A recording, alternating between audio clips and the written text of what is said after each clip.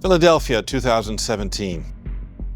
Pastor Gino Jennings, founder of the First Church of Our Lord Jesus Christ, walks into his church carrying a statue of a woman.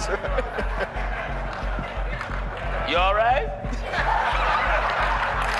He tells his congregation that Catholics worship this figure, that this image is proof of idolatry. He opens his Bible, reads verses against idols and graven images, and condemns Catholics for betraying Scripture by worshiping the Virgin Mary.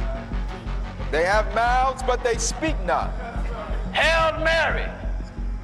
Speak not. Hail Mary! For 10 minutes, he walks around the statue, preaching, mocking the statue, riling up his congregation. Then, to drive his point home, he picks up a hammer. Something's wrong! That's right. Blow by blow, he smashes the statue as the crowd cheers. Mary ain't did nothing yet! Not yet. Porcelain fragments scattering across the floor until finally, Nothing. Nothing. Nothing.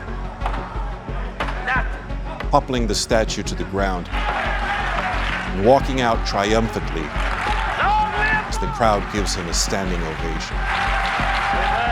Long live God! Jennings was known for theatrics like this, sensational displays meant to stir up his audience and boost his following. And he frequently targeted Catholics, claiming to explain what they believe and warning his listeners that Catholics were bound for hell. There was a problem. Pastor Jennings not only misunderstood Catholic teaching, he didn't even know what statue he was destroying, because the woman whose image he shattered was not the Virgin Mary. It was a statue of Saint Thérèse of Lisieux. But there was something else Pastor Jennings didn't know. The woman whose image he shattered had left behind a legacy so extraordinary, so unlike anything he had ever encountered, that if he had understood who she was, he wouldn't have lifted the hammer.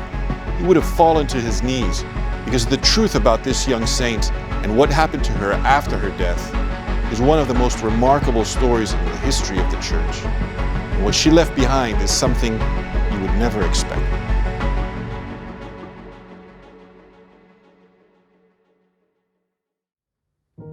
Therese was born Marie-Françoise Therese Martin on January 2nd, 1873, in the small French town of Alençon. The youngest of 9 children, she grew up in a home shaped entirely by faith. Her parents, Louis and Zélie Martin, were devout, hardworking, and tender, so exemplary that the church would one day canonize them as saints themselves. But Therese's childhood was not without suffering.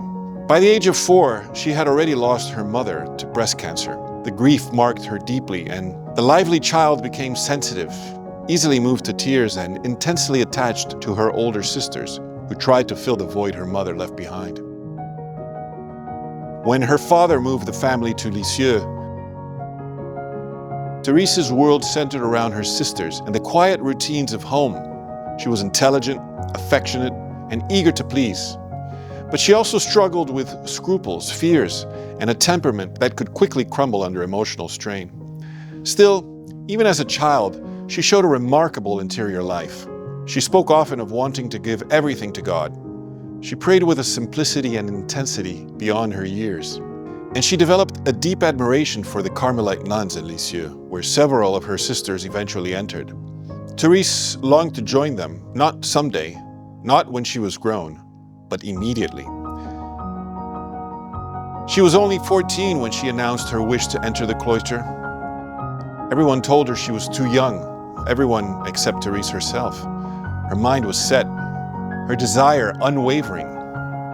She believed that God was calling her now, not later. And so, at an age when most young girls were still learning the world, Therese began to push against every obstacle to pursue a hidden life of sacrifice and prayer behind convent walls.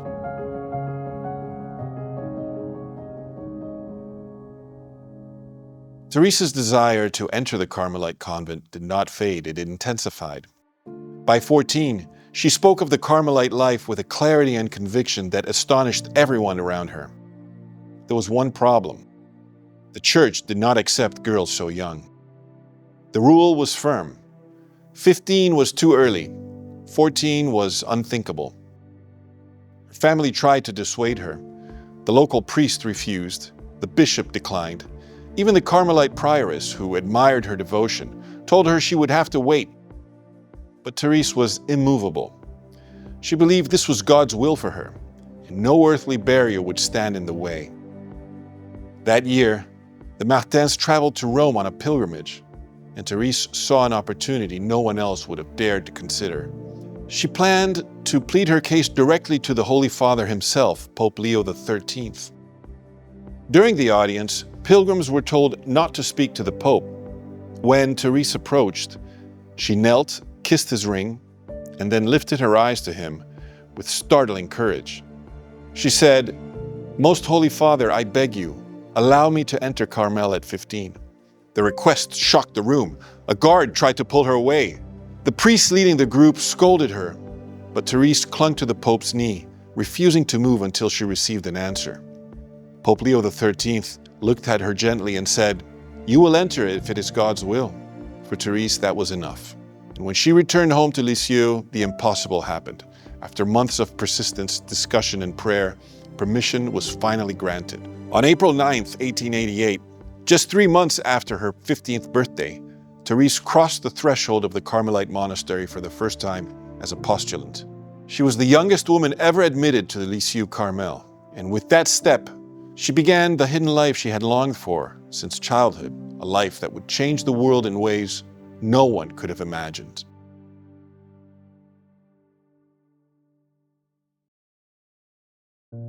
Life inside the Carmelite convent was nothing like the gentle devotion Therese had imagined as a child. It was austere, demanding, and often harsh. The days were structured by silence, prayer, work, and sacrifice. The nights were cold, the food was simple. The rhythm left no room for comfort or self-indulgence. And yet, Therese embraced it completely. She wanted nothing extraordinary for herself. No visions, no privileges, no spiritual consolations. She wanted only to love God in the smallest, most hidden ways possible. Still, she struggled. She was surrounded by older, often difficult personalities. One sister criticized her constantly. Another openly disliked her. There were endless opportunities for irritation, pride, and retaliation. Not everyone in the convent welcomed Therese with kindness. Some of the older sisters found her too young, too sensitive, or simply too eager, and a few treated her with open annoyance. One sister frequently corrected her sharply, even when she had done nothing wrong. During laundry duty, cold water, heavy linens, and long hours, this sister snapped at her. "You never do anything right," though Therese had followed every instruction. At times, the same nun would splash her deliberately with dirty wash water as she passed, waiting to see if she would lose her composure. Ordinarily, a person might push back. Most would defend themselves, correct the unfair accusation, or at least speak to someone in authority. Some would grow cold toward the offender, gossip in return, or seek a quiet revenge. But Therese did none of that. She received the criticism in silence. She kept her peace. She responded with a gentle smile, not out of weakness, but out of deliberate love. She wrote that she thanked God for such moments because they gave her the chance to practice charity when it was the hardest. Another pair of sisters spoke poorly of her when she wasn't present. One said she was immature, too emotional, or unsuitable for religious life. Another avoided her altogether, ignoring her, turning away from her, even leaving a room when she walked in. Again, most people would naturally feel hurt, withdraw, or try to defend their reputation. But Therese believed that love had to be offered especially where it was least welcome. So she chose to serve these sisters more than anyone else, assisting them with chores, offering the seat beside her, and greeting them with warmth no matter how they treated her. She wrote that these hidden acts were not easy for her, they cost her something. But she believed that holiness was found not in dramatic gestures, but in small, unnoticed acts of patience, forgiveness, and humility. For Therese, these moments were not obstacles, they were opportunities. Opportunities to love when love did not come naturally, and to imitate Christ in the smallest details of daily life. This quiet, interior path would become the heart of her spiritual teaching, called La Petite Voie, or The Little Way, finding sanctity in small everyday actions with love and humility.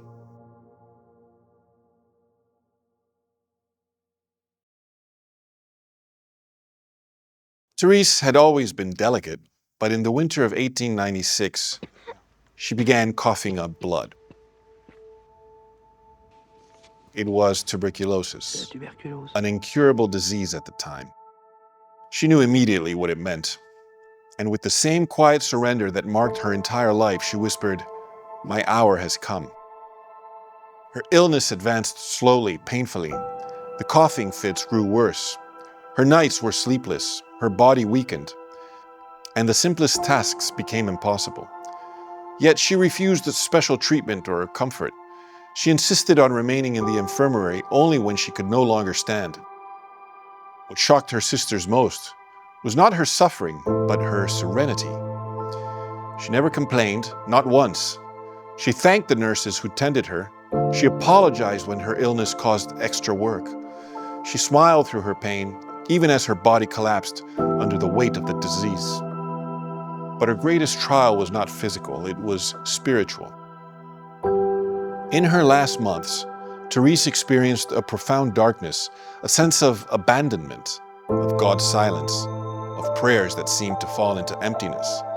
She described it as a night of faith so deep that she would no longer feel the presence of God at all. Most people would have panicked. Some might have doubted. Others might have begged for signs or miracles. But Therese accepted the darkness with humility. She said she would sit at the table of unbelief if it meant she could bring others to God. And in the silence where she felt nothing, she chose to love God even more. By the summer of 1897, she was too weak to walk. Her weight dropped dramatically. Breathing became agony. The sisters could hear her struggling for air from the other side of the convent. Yet even then, she whispered words of trust. "Everything is grace. I do not regret having surrendered myself to love." On September 30th, 1897, at the age of 24, she gathered up her strength one last time, looked at the crucifix beside her bed, and spoke her final words, "My God, I love you." And with that, the little flower breathed her last. No crowds witnessed her death, no miracles filled the room. Only a young woman, hidden from the world, offering her final act of love in silence. Her sisters believed that her story would end there, within the cloister walls of Lisieux. But they were wrong. What happened next would astonish the church, captivate the world, and reveal the extraordinary sanctity hidden beneath her ordinary life.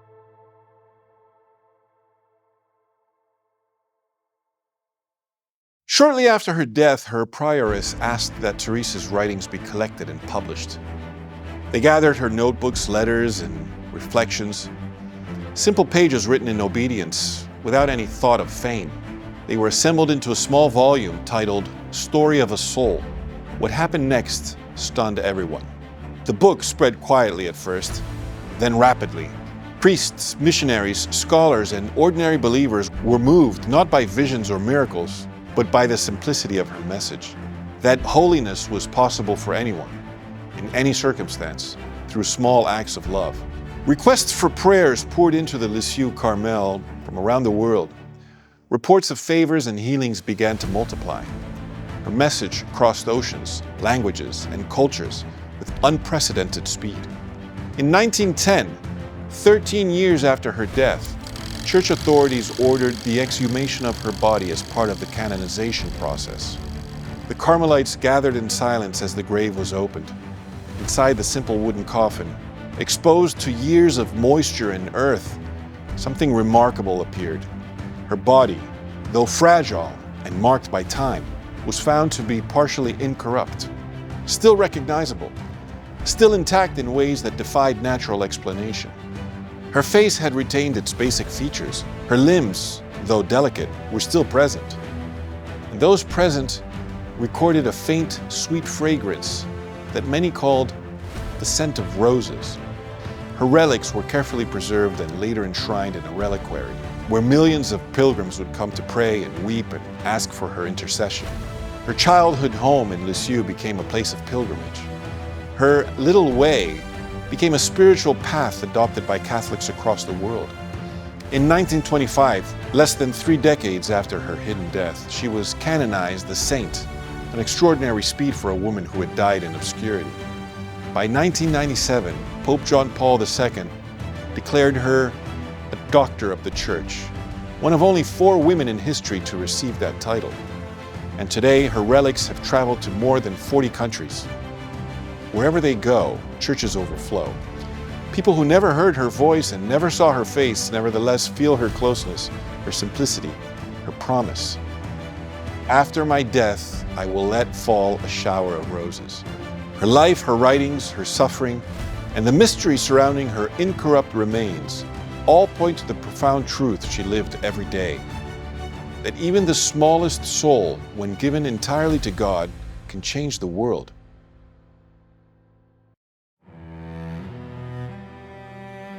Now, let us circle back to that day in Philadelphia, to Pastor Gino Jennings and the statue he brought before his congregation.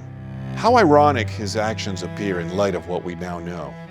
Because the young woman whose image he shattered with a hammer was not a goddess, not an idol, not the Virgin Mary.